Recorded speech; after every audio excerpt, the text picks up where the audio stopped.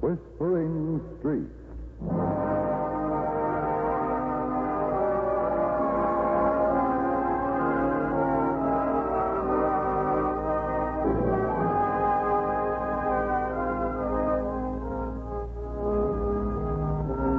And here is Betty Davis.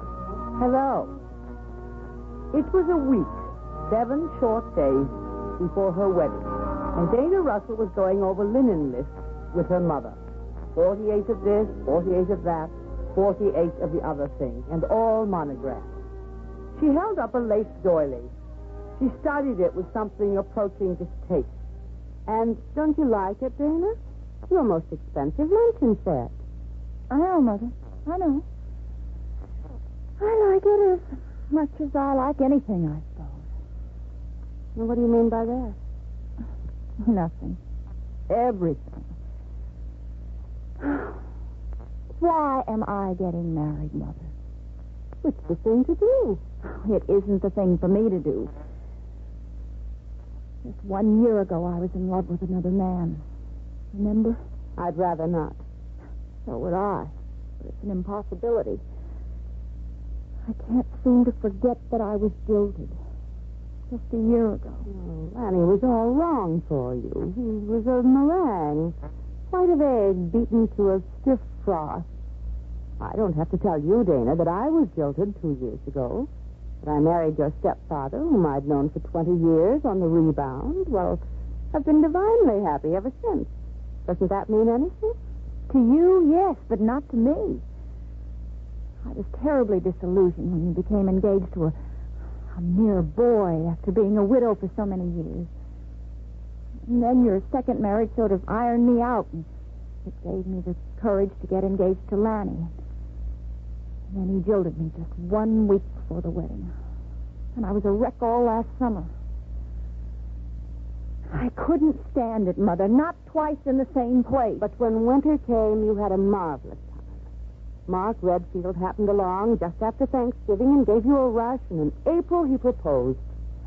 He not only proposed, he gave me a ring that built up my threadbare ego. I'm very fond of Mark. He's worth $1 million, Lanny. He has more money than your stepfather. That's good? Why, it's better than good, dear. Nobody can say that Mark's marrying you for your money. You're right. Nobody can say that. Why is he marrying me, Mother? Because you're a beautiful girl, darling. Because he loves you devotedly and dearly. I don't think he loves me one little bit. Now, that's absurd. Why should he ask you to marry him? I might as well come clean, Mother. Mark put it on the line the night he proposed. I remember what he said, word for word. He said, "We like each other, Dana. We have similar tastes." He said, "I know all about your romance with Lanny, but now that's past. I need a hostess and a companion. And eventually I'd like to have a couple of well-bred, attractive kids." Then I'll be a grandmother. Oh, dear. He'll make you a marvelous husband, Dana. Oh, sure. I'm a lucky girl. I've never dared ask before, but are you still in love with Lanny? No. No, that's all over and done with. I'll never love anyone again, Mother. Your burnt child dreads the fire. Mark said the night we became engaged that we'd never quarrel. You see, I told him how violent my feelings had been for Lanny. How violent Lanny's feelings for me had apparently been. Had apparently been. Mother, is that a split infinitive? No. Well, Mark said that our feelings for each other weren't violent enough to provoke quarrels or any major sort of unpleasantness. I think that's rather wonderful. Yes, of course it is. You and Mark will lead an ideal existence. A glamorous life racing from here to there, giving parties at which I'll be a good hostess. Oh, you've had lessons from an expert. In other words, from me. That I have. Giving birth to occasional and well-mannered children. Handsome children, too, if they take after our family. And when Mark and I are in our 70s and celebrate our golden wedding... Oh, let's skip the trousseau for a while, Mother, huh? Why? I'm going out. More shopping? No, I'm going for a drive. Alone? Yes. I couldn't go along if you say the word. I'd rather you didn't, Mother. I'm anxious to invite what's left of my soul.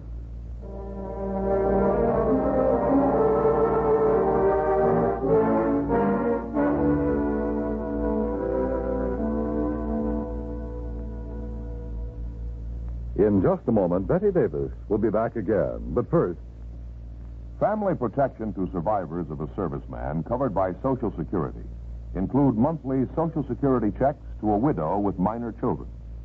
Starting with the month of the death, a check will go to the widow, and a separate check is made out to the children. The widow's payments will continue while the children are under 18 years of age. The payments stop, however, if the widow remarries or goes to work. Remember, these Social Security benefits are paid in addition to other survivor checks payable by the Veterans Administration. Have you investigated your Social Security benefits?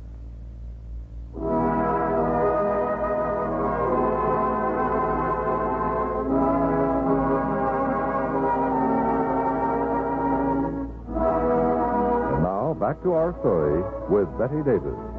Dana dropped a kiss on her mother's serene forehead and drifted out of the room and out of the house. But once in the open air, her pace quickened. She hurried into the garage and climbed into her convertible and backed out of the driveway.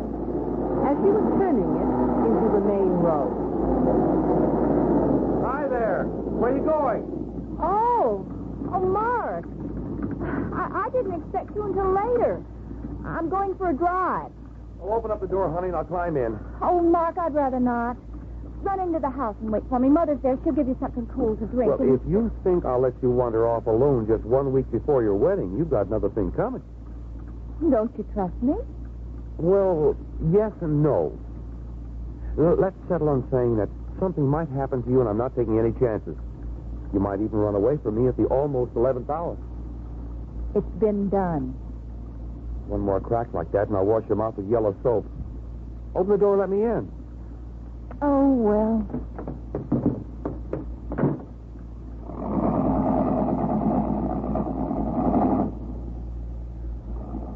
I wanted to be alone, Mark. Truly, I did. Why don't you let me stop the car? Why don't you climb out and go back to the house? Every so often I'm uncooperative, and this is one of the times. Where are we off to, Dana? What difference does it make? In heaven's name, what difference does it make? None, really, although I... Well, might I suggest the nice stretch of road that runs alongside the lake? If I recall the incident, a certain young man asked a certain young woman to marry him while they were driving along that road. Why did you ask me to marry you, Mark? Aside from needing a hostess and wanting kids. Aside from those two important details, I like the shape of your ears and the way your eyelashes tangle. I'm glad my ears and eyelashes please. I'll turn here. The lake's in the opposite direction. Well, I've decided I'm not going to drive down the lake road. I'm going to town. I want to plow through heavy traffic. When I'm driving in traffic, I don't have time to think. Is it so painful to think? Yes. Mark, when you asked me to marry you, I tried not to cheat. I told you all about Lanny. So you did. I told you that Lanny fairly begged for his release. If I recall the incident, he took it on the lam. And at the moment, he's married and living in California. Lanny got married the week after he broke our engagement. That's why he broke it. He's crazy about somebody else. I wasn't exciting enough to hold him. Lanny didn't break the engagement, Dana. Fate broke it. Coming events cast their shadow. Coming events? Me. Listen, Mark. This afternoon I was counting the trousseau linens with Mother, and all at once I realized that I couldn't stand in front of an altar with you and make all sorts of promises. I shouldn't be talking like this with a wedding only a week away. I should be full of goosebumps. Goosebumps aren't very attractive. You know, I got them when I saw my first birthday cake. But after I ate the entire cake, I had a bellyache. When Lanny broke our engagement, I had a heartache. It nearly killed me. I was still only half alive when I met you. My wedding dress was still in the closet, and most of the presents were in the house. But they weren't as super as our presents. And I bet there weren't nearly so many of them. Your mother tells me that your current wedding dress is something for the birds of paradise. I sent the original number to a thrift shop. It was sold for charity. Mark, don't you ever suffer about anything? Exactly 1 mile back, I suffered about a speed cop. Look, Dana, we're starting from scratch, and Lanny and last year's wedding dress are in the discard. And the thought of being married to you has taken a terrific hold of my imagination.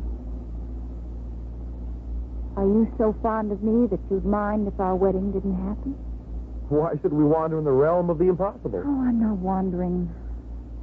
Mark, when I started out alone this afternoon, I really wanted to be alone so I could decide whether I were doing the right thing. About marrying me? Well, if that's what's on your mind, you're okay. Let me be the judge.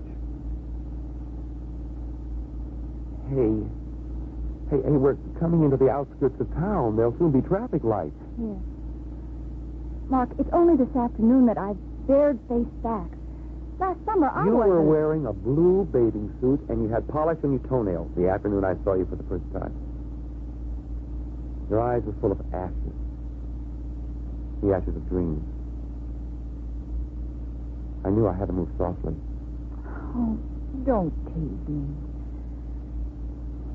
Last summer, I went after you hammer and tongs. I'll remind you of that when we're 30 or 40 or 50.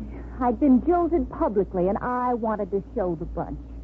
My girlfriends and the men who were Lanny's friends who were going out of their way to be nice, and my mother and father and the upstairs maid and everybody. So, when you swallowed the bait and asked me to marry I didn't you... swallow any bait. I know my way around. On the road beside the lake. That's where I asked you to marry me. I accepted you, and at the beginning it was fun to realize that everybody was surprised. It was fun, too, being with someone who didn't try to maul you. The situation required tact. You've been tactful right through. No signs of passion. Mark, it was only today that I realized something. Making a second mistake doesn't justify a first mistake. Let's call off our wedding. You can say you jilted me, just as Lanny jilted me. No. But it won't be fair to have people gossiping about it, to have them saying I let you down. I know how it feels, Mark. I wasn't referring to who shot what off whose head. My no meant that we'll not call off the wedding. But I've come to my senses, Mark. I don't want to be married. You need to be married. And as for me... Well, you haven't a small chance of squirming out of it, Dana. You can't hold me against my will. You're a gentleman, Mark. Only to a point. Now, better stop, Dana. There's a red light. Why are you being so stubborn? You don't really love me, and you're good-looking and rich. You can marry anybody. There, you can start again. The light's green. I was saying you don't love me, and you could marry anybody. You think we can be happy with a platonic arrangement. I think we'll both be miserable. This is the first time you've ever been honest, Dana. So I'm going to be just as outspoken. Oh, for heaven's sake, Dana, there in the road ahead of you. Turn the wheel hard. Dog. Stray dog. We barely missed it, Mark. Yeah, but the car coming the other way didn't. Pull up alongside the road and be quick about it. Stay here, Dana. I'll go to investigate. And don't watch.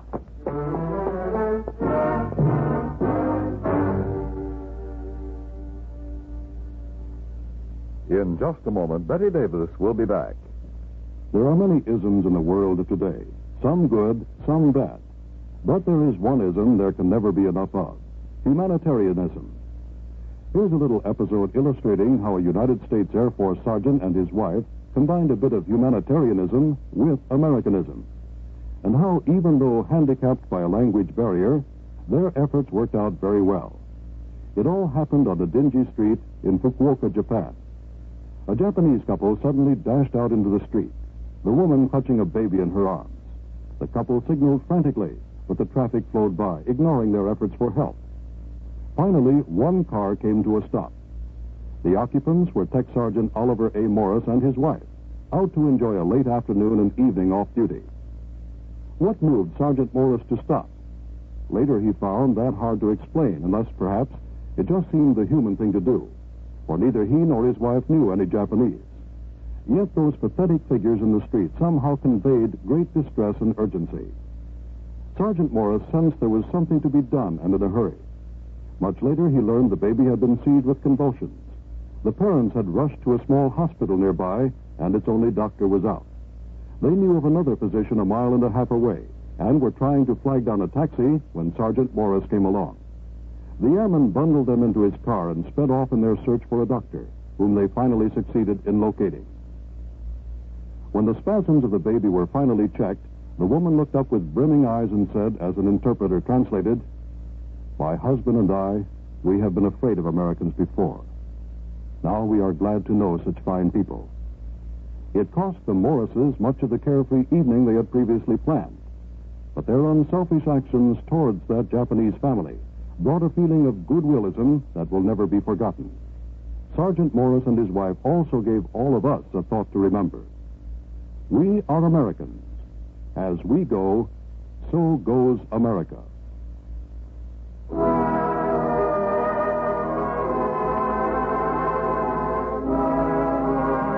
back to our story with Betty Davis. A mongrel, a little brown and white scrap of dog. It had wandered aimlessly into the thick of traffic. As Dana, despite orders, watched through tears, Mark reached down and picked up the shivering creature and carried it back to the car. Oh, poor little guy. He's trying to get away from me. He doesn't trust a soul. He's still struggling to get away.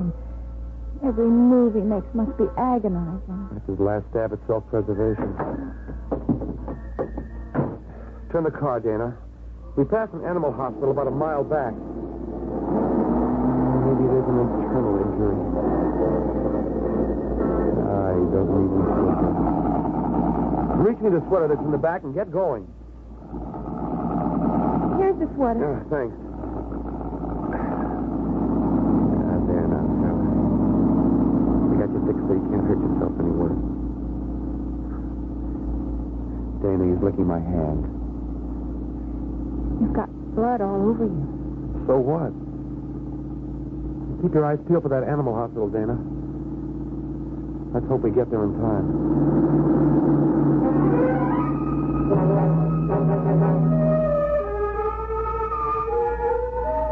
Dana and Mark reached the animal hospital in 2 minutes flat. A doctor in a white coat took the hurt dog from Mark. Now there were splotches of blood on his coat. And Dana began to sway oddly and, well, just as everything went black, she felt Mark's arm go around her and heard his voice saying odd, unexpected words. And when things became normal again... Where am I? On the couch in the outer office. You fainted. You're a sissy. Where's the puppy? He's being x-rayed. Oh, don't try to get up, Dana, for a while yet. But if you want to, you can hold my hand. Perhaps then you'll feel less shaky. It's a good hand. It does make me feel less shaky. Thanks. How long was I out? Long enough? Now, keep your fingers crossed. Here comes the doctor. In a split second, we'll know what's what.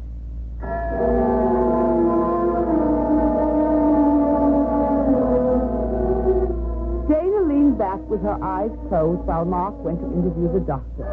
She heard a rumble of voices. She couldn't distinguish the words, and then she heard Mark's footsteps coming back, and she opened her eyes and sat up, and he took her by the arm and guided her outside. It was only when they started toward the car that she asked the question. Is he dead? Heavens, no. There weren't any bones broken. There were no internal injuries. Oh. His problem was a few cuts and bruises and shock. The vet suggested putting him to sleep because he's a stray, but... Well, I maintain that the only difference between being a stray and not being a stray is belonging to someone, right? So right. That's why I told the doctor to patch him up and then feed him up. I said we'd call for him as soon as we were back from the little trip we're starting on a week from now. I gave the doctor a check to cover his board and medical expenses.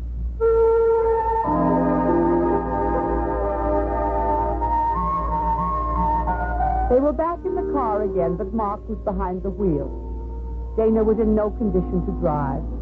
She sat huddled beside him. And he didn't speak until she shivered suddenly, and then...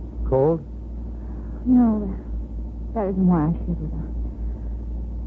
I was thinking of that dog running blindly in traffic with the whole world crowding in. Oh, most of us run blindly at one time or another. And the world has a way of crowding in on us. Until something hits us. Until the truth hits us. Oh, Mark, why was I so stupid? Why didn't I realize that you were kind and tender? Why didn't I realize that you weren't cold and calm and detached and platonic? That you were only waiting for me to come to my senses. To say what I'm saying now. Are you saying that you love me as much as I love you? Definitely. Park the car beside the road for a minute, dear, and kiss me. I don't want to wait like a respectable woman who's going to have a dozen well-bred children until we're home.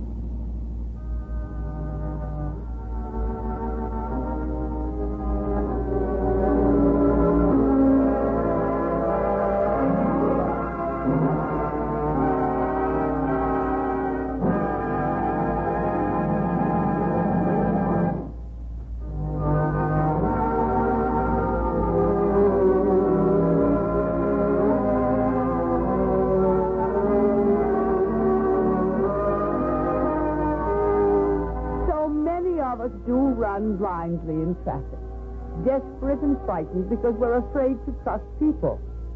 Because often we're afraid to trust ourselves. You haven't met Larry Ledger, the man who jilted Dana, but you've heard a lot about him. And unless I'm very wrong, you've gathered the impression that he was something of a heel.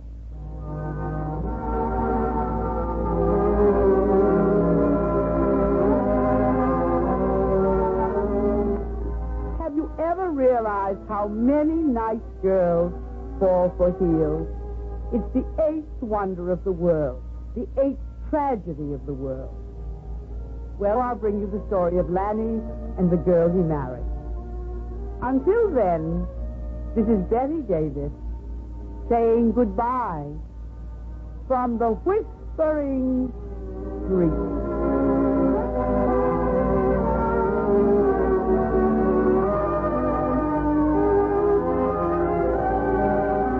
Today's program was written by Margaret E. Sangster. Featured in the cast were Barbara Eiler, Virginia Gregg, and Lee Millar. Whispering Streets was directed by Gordon T. Hughes and produced by Ted Lloyd. Your announcer is Dan Coverly.